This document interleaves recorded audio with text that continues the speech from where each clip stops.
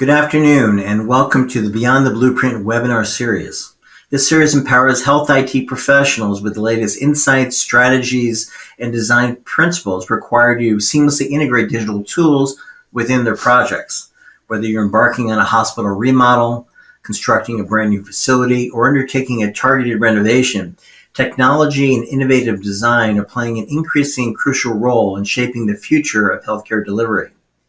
Within this series, we explore how to integrate leading-edge technologies and design processes to help enhance patient care, optimize operational efficiency, and to drive a positive and compelling return on investment. My name is Greg Malkery. I'm the Managing Director at Spyglass Consulting. I'm also the host for this series. Joining me is my co-host, Keith Washington, who is a renowned serial entrepreneur and also a respected board member at Companions in Courage. Keith, welcome to the webinar. Yeah, thanks, Greg. Great to be here. We've talked about this in multiple episodes, how Beyond the Blueprint is talking about design, making things better by design, and that a lot of design is about managing complexity.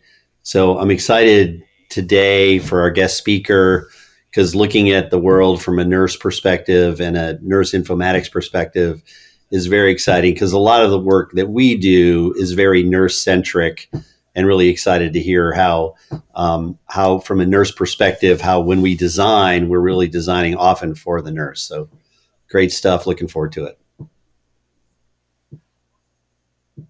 Great. Thanks, Keith. Well, I'm also pleased to introduce our guest speaker, who's a return speaker, Troy Seagondollar. Troy is a regional nursing informatics specialist at Kaiser Permanente in Southern California, where he's worked for more than 30 years. Well, Troy, welcome to the webinar. Thank you very much for having me back, Greg. And you too, Keith. I mean, it's always a pleasure to get an opportunity to talk to you. I suppose first thing, I have to say, I have to call out, I really appreciate the focus of this particular webinar being on nursing. I at last count, we had close to 4 million practicing nurses out there in the United States. And so anything we do with technology and patient care and innovation, it really does impact our work. So I appreciate it. And I would like to say, we planned on doing this a little bit ago, but, life gets in the way sometimes. And I just want to say to all the nurses out there that are listening to this, happy Nurses Week, which was May 6th. Through the 14th, I believe. I think that's the right dates. And it coincides, for those who don't know, it coincides with Florence Nightingale's birthday. So I appreciate the opportunity to sit here and speak with you again. Great. Well, before we dive into our discussion, I want to express my gratitude to our valued sponsors. We have Storage Systems and Simplify Medical. And today we're fortunate to have Lars Anderson from Storage Systems with us. Lars, would you like to share a brief welcome? This is Lars Anderson with Storage Systems Unlimited. We're a distributor of a number of different storage items, including telehealth carts, partner with our good friends over at Simplify. So looking forward to a nice education here on how things are developing and where we're headed. Now, during today's webinar, Troy will discuss how to enhance nursing practice with digital technologies. He'll explore methods for integrating digital tools within nursing workflows. He'll present case studies showcasing improvements in patient outcomes and satisfaction, and identify best practices in change management that encourage not only the adoption of new technologies, but the adoption of clinical workflows.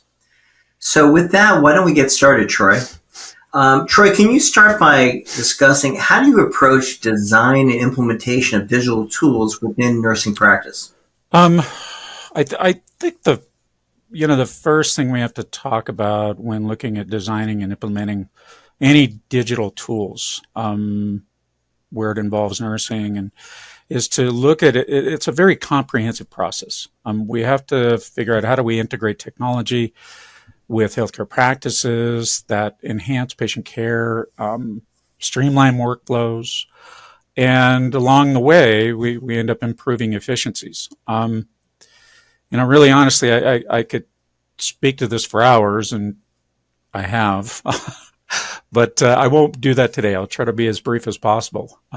I suppose a pretense to what we may be talking about as we go forward in here is to remember that there's always three complementary and intersecting areas that we need to talk about, and that's people, process, and technology. And I think as we go through this, if people can kind of frame and think about those three key entities, it'll be a lot easier to kind of piece this together and rationalize where we are and where we need to be later on.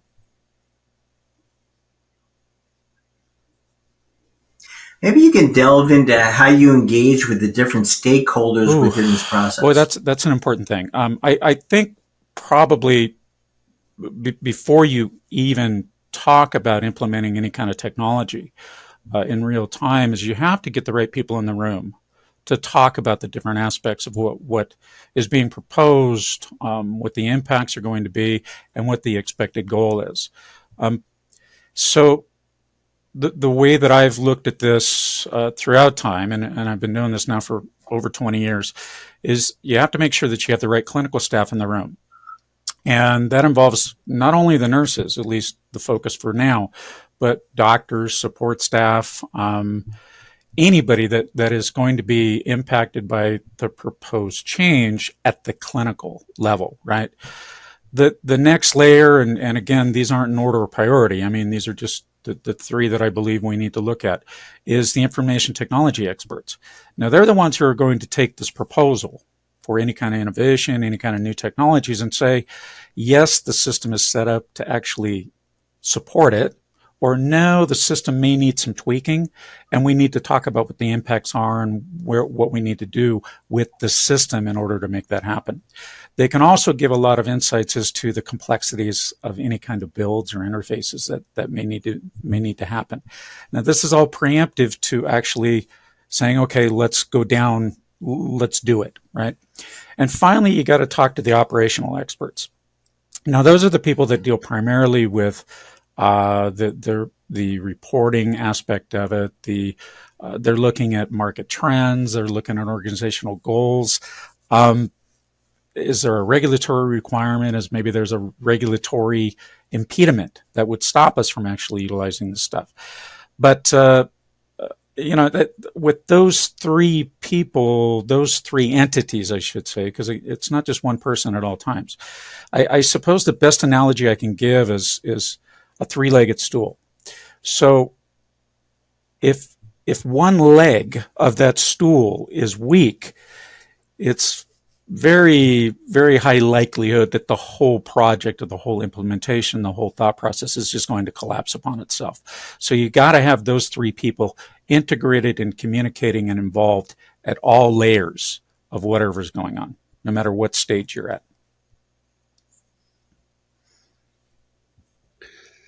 So Troy, I like that that example. I guess in maybe give us a little perspective on your culture where those three groups maybe have had some opportunities to do this in the past, and what kind of maybe drives them to want to, let's say, work together, have more alignment towards the goal you're aiming for. Absolutely. Yeah.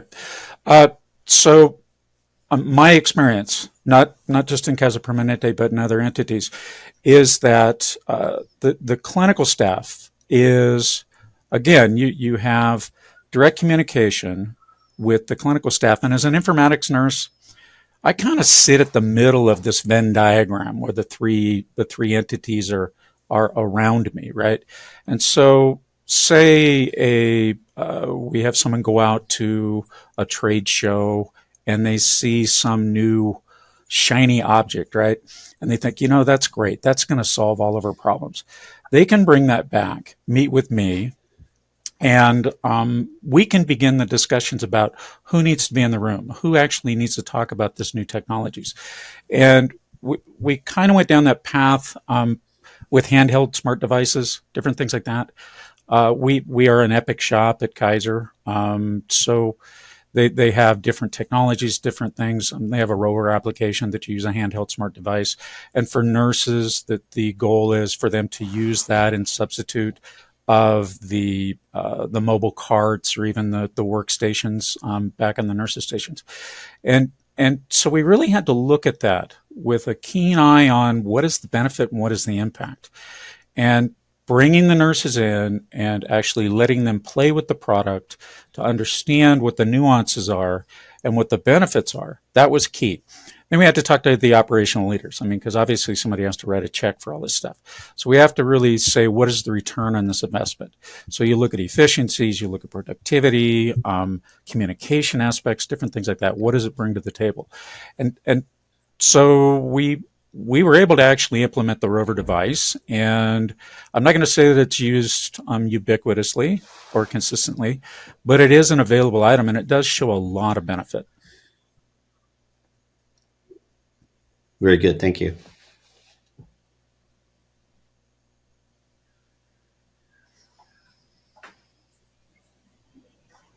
Troy, were you going to get into some of the needs assessment and Yeah, I requirements spoke to it a gathering? little bit. I think, if you talk about needs assessment, All right.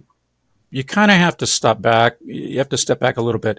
And much to what Keith was bringing forward, I mean, even the example of using handheld smart devices. So one of the key things, and I always force people to do this, is give me a SMART goal, right? So is it specific? Is it something we need right now? What's the time frame that we're talking about? What's the expected outcomes? Different things like that. So it has to be attainable. I mean, we have to be able to fill a need with it. And I think that's part of the needs assessment process. Once you've kind of figured that out and you say, yeah, the SMART goal, all of the areas have been filled in, all the blanks have been filled, then we can move forward.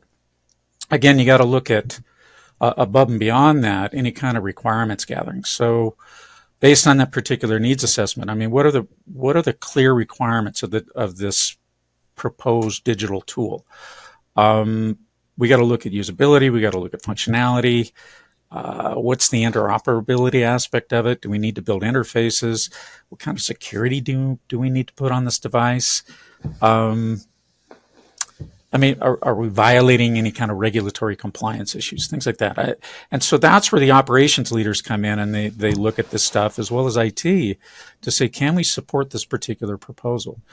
You have to be really careful sometimes, though, because people look at these shiny objects sometimes and they think it's going to solve all their problems. And we know that's not the case in any event. The things that I can do at a desktop computer are by far much more than I can do, with a handheld smart device. So we have to make absolutely sure that it's not an all or nothing type proposal. I will say at one point, when we did implement the handheld smart devices, there was a plan to go through in our mobile devices on wheels. The batteries started going out on them. So IT came in and said, yeah, we're just going to pull the batteries and we'll just plug them into the wall and they'll be workstation on walls. It didn't work because it took away the mobility that the nurses needed in order to actually move from room to room to room with a device that could let them do all of the capabilities and all of the things that were required of them in regards to patient care. Now, the SmartIL device did help, but what we found was it was good for probably simple tasks, maybe one medication pass, maybe documenting one simple little assessment that you needed to do on the patient. But when you needed to get into like an admission assessment, you really couldn't use it for that.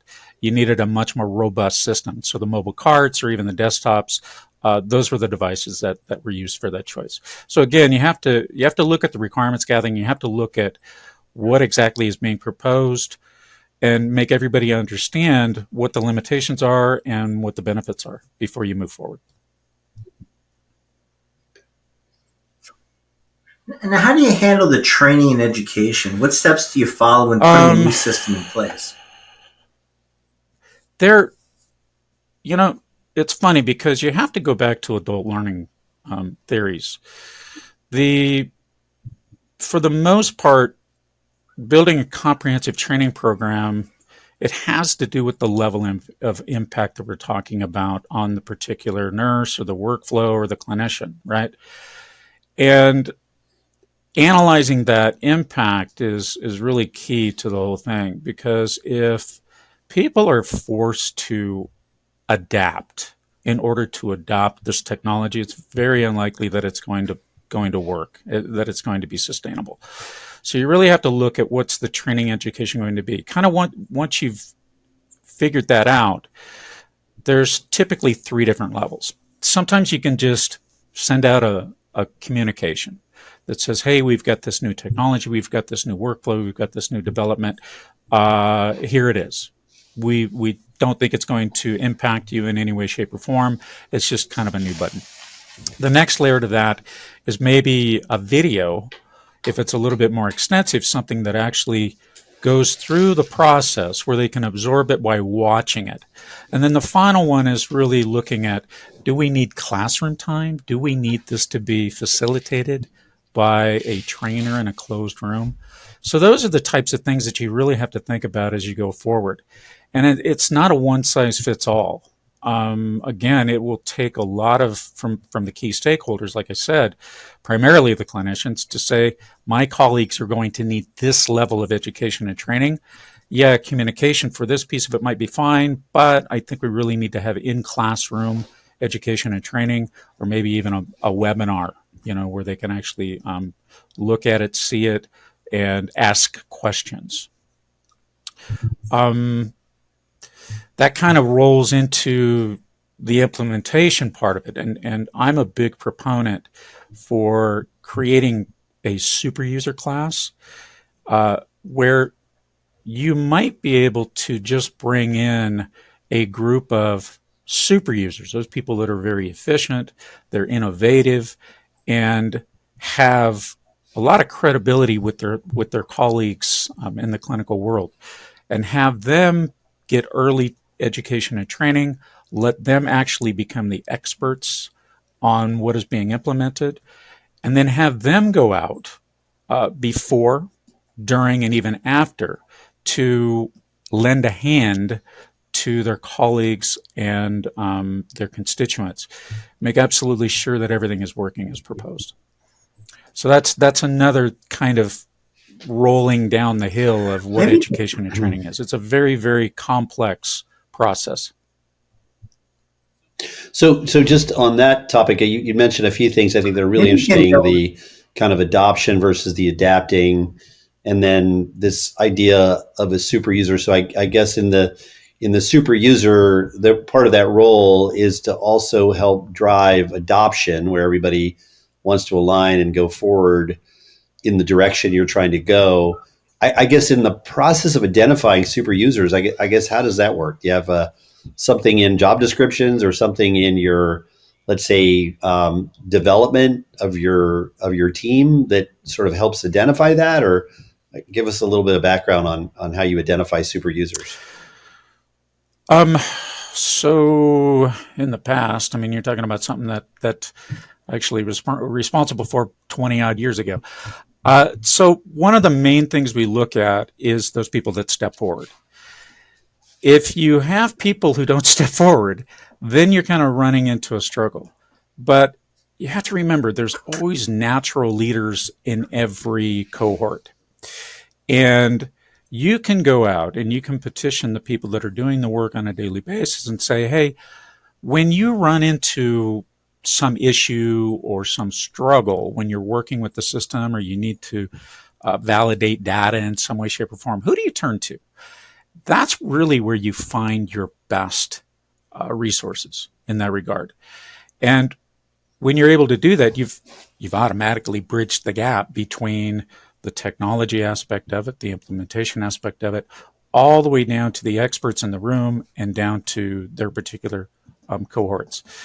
Now, you're always going to have people that are naysayers and laggards and things like that. Most of the time, like if I went on the unit, they don't know me. They have no idea who I am, right? Because I'm not somebody who works with them every day. I'm not in the trenches with them. So if I can reach out to that person that actually is there every day, then they're more likely to listen to them than anybody else. We learned that a long time ago, that if we bring in an implementation team and we just send them out and say, here, go support them, it's very unlikely that they're going to turn to them and ask them questions. They're more likely to turn to a friend and say, how do you do this? How are you doing it? Give me some pointers. Give me some little pearls on how we can use this to document what we just did. And so that's the best way to do it. Excellent. And I guess, do you have any forums or environments you've created? So let's say like some group of super users you've got in some kind of internal intranet or anything like that, or actually, yes, we do. How does that work? I'm really grateful that when we started down this endeavor, at least in the Epic implementation within Kaiser Permanente, I brought forward the super user concept. And I was allowed to go out. I met with the CNOs at all the medical centers, began the conversation about what we needed to do, that the system was coming down, it was going to have an impact, and we needed super users. We needed leaders on the unit. And it wasn't necessarily always the charge nurses, right? So automatically everybody kind of points to the charge nurse and says, okay, maybe the charge nurse. And I never really focused on the titles. I focused on the individuals that really, they were the ones that stepped forward. And it could have been a naysayer. It could have been somebody who said, this is never going to work. But I would work with them, because if you can break forward and you can get a naysayer to actually come to the middle of the road and say, you know what, there is some benefit to this. Boy, you just now identified who the strongest person in the room needs to be, and they can speak to it and they can go forward. So that's what we did at the local medical centers. Beyond that, what we had was a tiered approach where, because Kaiser is such a big entity, I mean, in Southern California, we now have, I think we have 15 medical centers now. Yeah, actually, we do. We just opened a San Marcos in Southern California. We allowed those super users to come to the regional level and talk to us about what they're hearing. What seems to be the good, the bad, and things that needed to be improved. And so we allowed them to have that dialogue with the operations leaders. We allowed them to have that dialogue with the people that actually were manipulating and building the system. And then we actually tried it out. So we would build systems. We would allow them to play with it again, see if it really functioned the way that they were hoping to. If it did and it worked, they would take it back down to their constituents at the respective medical centers and say, hey, this is what we've done. What do you guys think?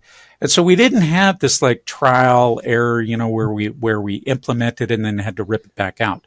We actually had those opportunities to vet this stuff all the way down to the user level by that channel and that mechanism. And it's worked very, very well for us. Even today, we still have it. I deal with a lot of physician groups on a daily basis. I just got done this morning dealing with operations issues that we needed to take care of, and it involved everybody on down the line, everybody I've talked about. Yeah, I love it, because it's like that was something you did by design, I would argue, because you were thinking about adaptability, adoption, scalability, all the opportunities for leaders to step up, and you did that early, so that's really important.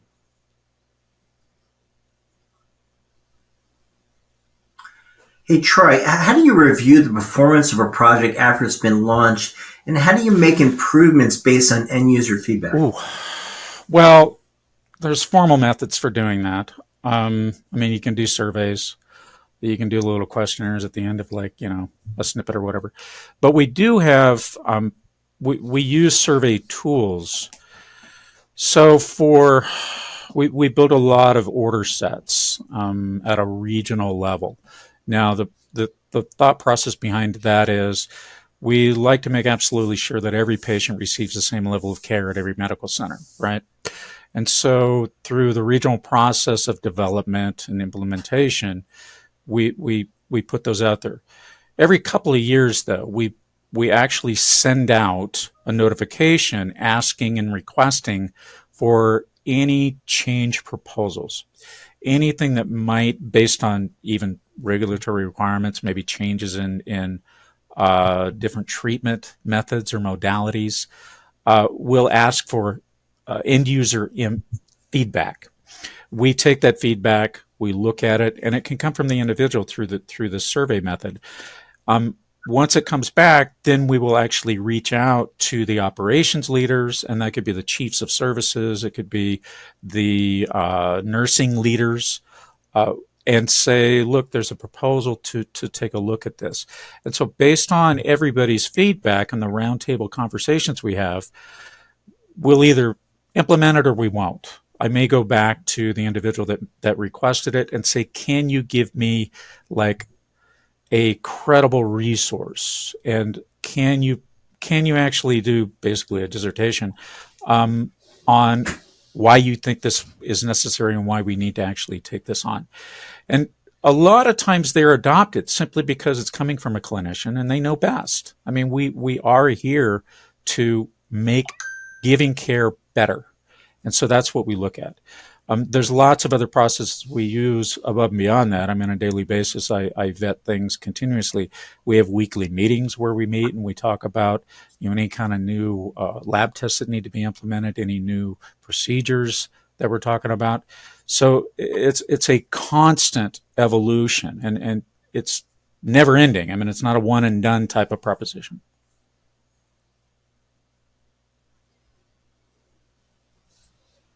Hey, Troy, just pivoting here a little bit. What are some of the innovative ways that handheld devices like tablets and smartphones are being used by nurses in order to enhance patient care and improve workflow I did bring efficiency? up the Rover device. I mean, it has its benefits. So, like I said, I mean, one of the things we found out with Rover, and the nice thing is Epic is evolving that product every day. But one of the key things I think we need to look at with handheld devices and tablets from a patient point of view is what can we do with them? In regards to capturing routine data that a nurse would document on a day-to-day basis in regards to a patient. Looking at heart rate, pulse oximetry, the blood pressures, ambulation, things like that. Now, all of those things can be done by the nurse mechanically with a handheld device or even a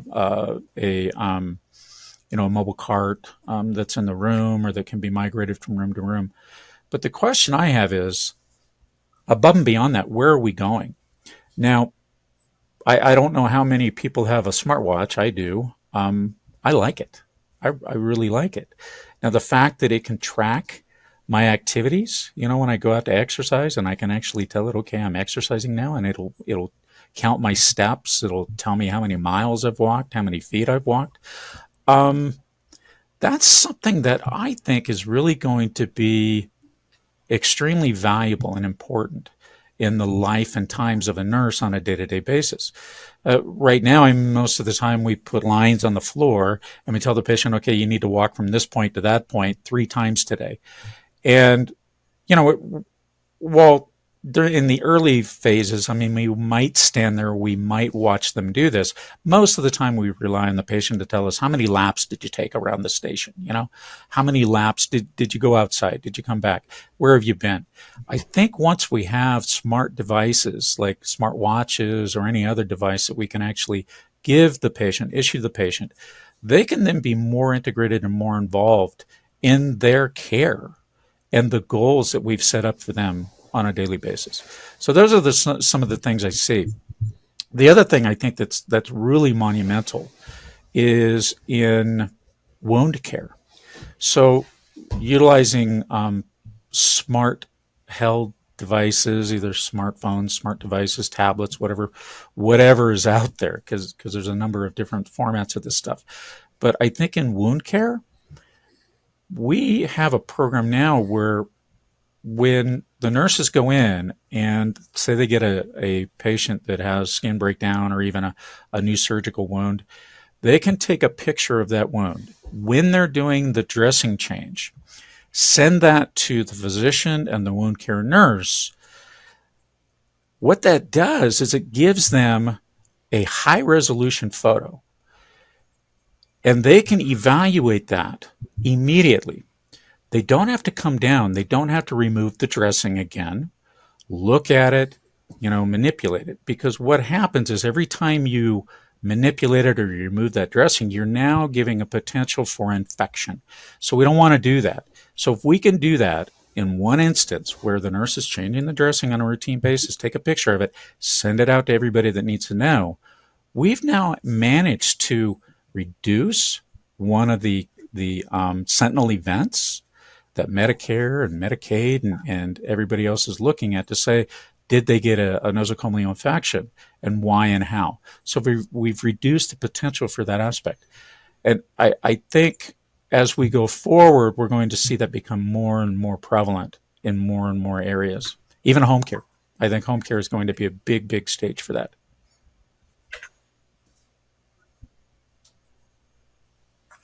Hey, Troy, moving beyond physical devices, how is artificial intelligence being integrated within nursing practice? And if I recall in the media lately, the issue of AI has been very hot amongst Kaiser nurses, at least on the West Get my Coast. son in here. I wonder if you can give us some He's insight. an AI geek. I was just trying the VR goggles last night he brought home. Remarkable technology. I mean, I'm amazed. Now, how does AI kind of delve into that? I don't know. Like I said, you'll have to talk to him. But in regards to, I would like to speak about that a minute. After my experience last night with VR goggles, there's such a thing called ICU-itis, right? Where a patient who's locked up in a room for, sometimes weeks at a time, they become almost demented because they don't know what time of day it is. And we need that stimulation, right? We need to see the sun rise and fall sometimes. So with the VR goggles, we could actually give them something, and I don't know how it would work out. We'd have to actually do some kind of test to see just exactly how good it would work out. But we could give them those goggles, and they could be in virtual reality. We may see a huge increase in their ability to get better in a more expeditious time frame. But getting back to artificial intelligence, what we're looking at now, and again, I mean, we're just on the cusp of utilizing this stuff. But we do have AI-powered chatbots. We have virtual assistants. Decision support systems are becoming more robust every day. You got IBM Watson that's still out there. They started a long time ago with it. Google Mind is still out there, and they're working to refine that, utilizing the big data sets that we now have based on the EHR content. But I think at a more local level, in regards to nursing aspect and things like that, a lot of times when you call to get an appointment, the nurse has to go through an algorithmic questionnaire to say, okay, what is the nature of the issue? How do I prioritize it? What is being tested, tried, and really showing a lot of potential is utilizing these virtual assistants and these chatbots in walking through what is deemed, for lack of a better word, smart triage, right? So you'll actually have a conversation with the chatbot, and I think a lot of times you don't even know you're talking with a chatbot if you're using that kind of a platform. But it begins to ask you the basic information and then talk a little bit, kind of refine down to what the issue is, what the problem might be, any additional symptomology. And then as it hones down and gets even farther and farther into it, it's going to come up with kind of a problem set and determine, do you need to be seen now, like a 911 situation? Do you need to be transferred to a physical person so that they can actually delve into it a little bit more deeply? Or are we okay just to have you go ahead and do a self-appointment, right? So those are some of the things that I see in regards to AI that I think are going to be very, very profoundly impactful on healthcare as we know it and accessing healthcare in the future.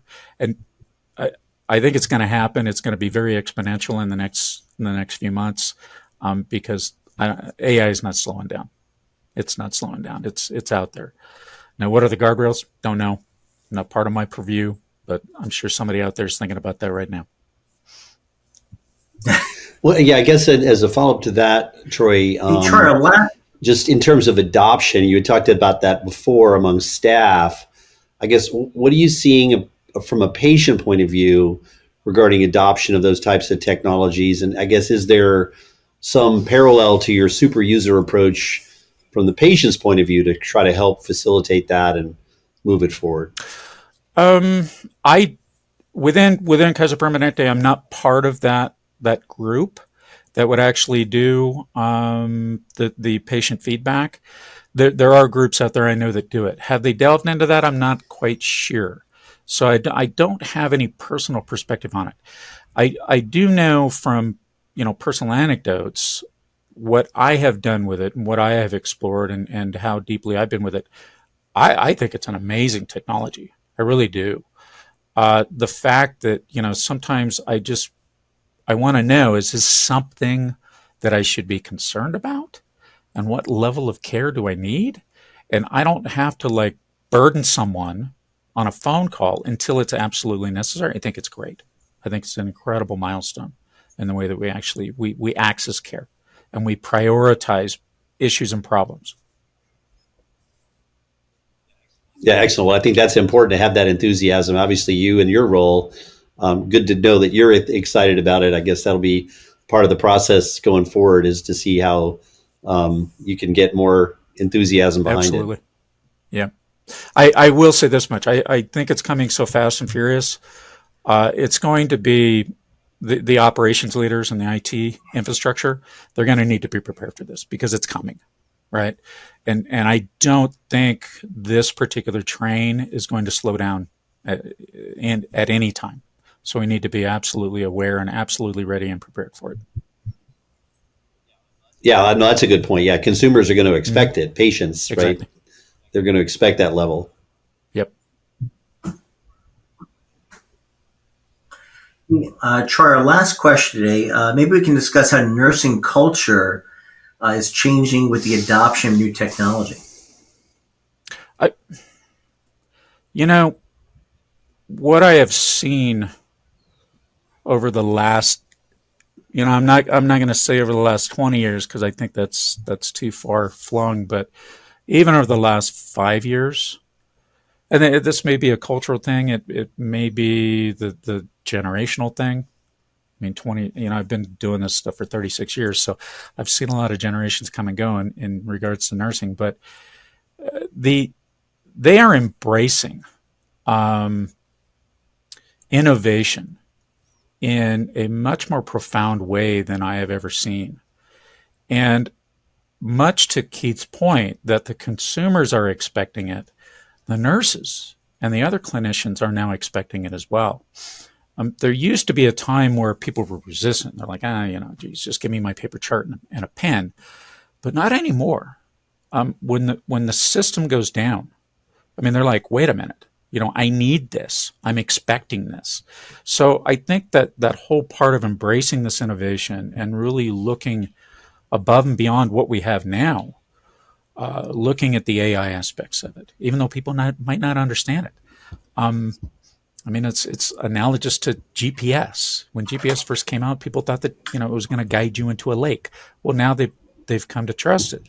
When you look at what Tesla now does with their AI cars, the thing will drive itself. You just put in the destination, it goes on its own.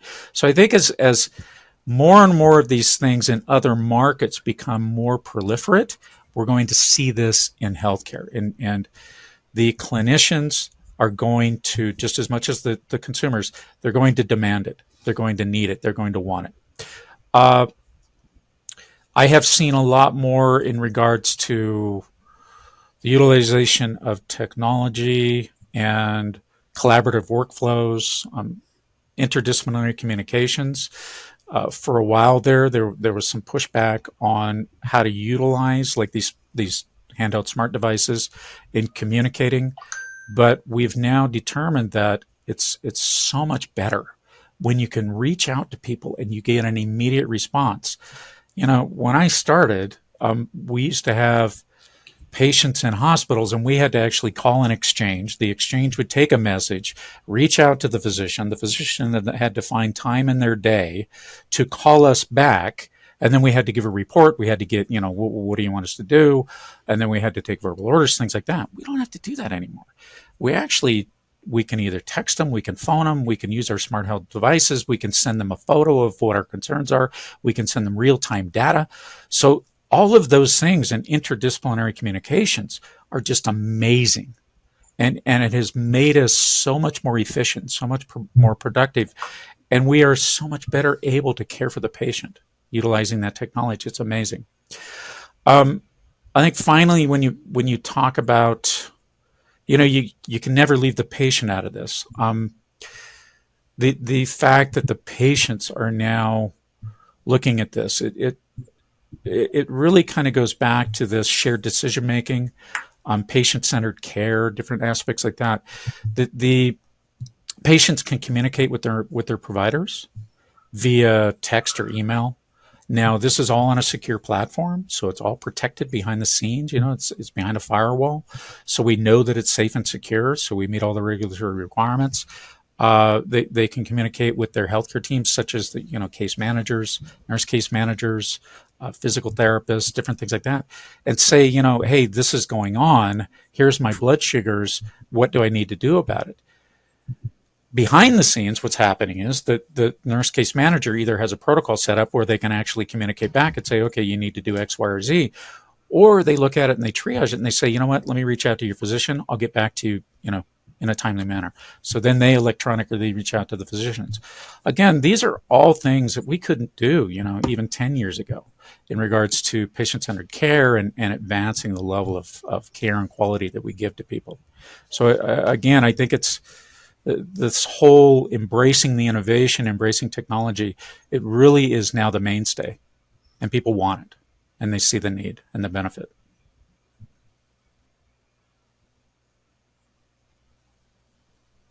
Well, Troy, thank you for sharing your insights today. During our webinar, you explored a number of really interesting topics, incorporating digital technologies in nursing practice. You shared some really compelling case studies that demonstrate improvements in outcomes and satisfaction, and you identified some best practices in nursing change management.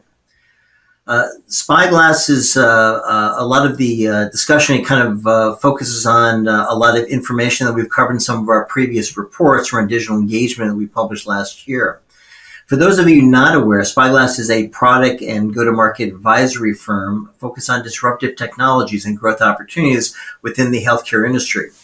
Spyglass has more than 250 customers who are technology companies, management consulting firms, and healthcare provider organizations. We've published more than 30 reports on a variety of different informatics-related topics. To explore Spyglass's extensive library of paid research and gain deeper insights into how technology is reshaping healthcare, I encourage you to visit my website at www.spyglass-consulting.com. Well, Troy, once again, thank you for your time and your insights and perspectives. I also want to thank our sponsors, Storage Systems and Simplify Medical, who made this conversation possible. Troy, would you like to provide us with any closing remarks for today? Yeah, I think maybe the best part, the takeaway that I'd like to share with everybody is looking at how you implement best practices. Really exploring how, like healthcare organizations, they can navigate this digital transformation successfully, enhance patient care, improve nurse satisfaction, because let me tell you something, if your nurses aren't happy, things won't go well for you. And then, overall, achieving the organizational success through providing better care and building a reputation that they're on the leading edge and that they're willing to take an opportunity and foster cultures of innovation. There needs to be an overall encouragement for creativity and experimentation, not only with staff, but with patients. Listen to what the market is saying and reward those innovative contributions. So if somebody comes forward with an idea, don't shake it off. Really take some time, ponder it, think about it. see where it could actually fit in the overall institution's organizational goals in regards to, and how will it allow the clinicians to give better care to the patients that they serve, which is really the ultimate goal in my mind, where we need to be in regards to innovative technologies. Create those forums that Keith was so interested in hearing about. That there has to be an opportunity for brainstorming and collaboration. You got to get those people in the room. You have to talk to them and ask them the hard questions. Don't just expect that everything is beautiful. There's no rainbow and there's no pot of gold at the end of that rainbow. You have to be able to really be kind of, how can I say it, flexible in what they're telling you. And if there's something that's bothering them, if there's something that's impeding their ability to do what they're supposed to be doing, you have to be willing to take that back and look at it and make change. Nobody likes change, but sometimes you have to absolutely do it. Promote continuous learning, right? Make absolutely sure that people have the information they need to make the right decisions, that they understand how to navigate whatever technology you're giving them, how to utilize it to the best of their abilities in the particular setting that they're in. You don't want to give somebody something that it's not useful to them. They won't use it. They won't adopt it. Okay. You're going to force them to adapt, and you're going to have to figure out, why are you guys not adopting this? And then go back and figure out, okay, through those forums, figure out, okay, what do we need to do to make this better? Sometimes you have to be willing just to scrap it and start over. We've done that a few times, I have to admit, and I've heard about it a few times in the community. But I think if you do that before you actually implement it, you're not going to have to go back, and you're not going to have to actually scrap whatever you've brought forward. As far as like leadership, communication, we can't expect people to do things that we don't exemplify ourselves. So we have to lead by example. Again, there has to be a commitment from the leadership to commit to exploring that innovation. There has to be clear communication. If we do come up with a particular technology and we know there's going to be an impact to their workflow, and their ability to care for the patient in a particular way, there has to be a clear vision. There has to be a purpose. There has to be clear articulation of the benefits of that change. Not just in the short term, but in the long term. Change is hard, and people need to know that there's ultimately going to be a benefit in the long run after we've implemented this and we've utilized it in a long time. Having those champions, having those super users available to really kind of help build that message so that it goes to the right people and it's contextual based on the level of, the area that it's going to be implemented, the situation that it's going to be utilized, and who's going to be impacted the most by it. Those are types of things that I think sometimes there are people that forget about that you have to involve that, and you have to make absolutely sure that you've articulated the message clearly and concisely. I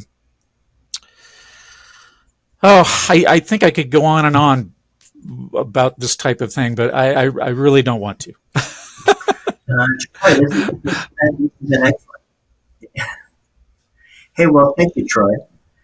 Keith, would you like to share any final thoughts? I thought this was amazing, Troy. Thank you so much for your leadership and your ability to articulate with clarity the vision, the direction you're going, and really appreciate the approach of looking at this from a learning and growing perspective, and just the transparency by which you're sharing this, kind of opportunities and success stories, but yet challenged with us. I'm sure I learned a lot. I'm very encouraged. So I really appreciate you taking the time, and looking forward to having you come back. I want to hear more. This is great stuff. Well, I appreciate that.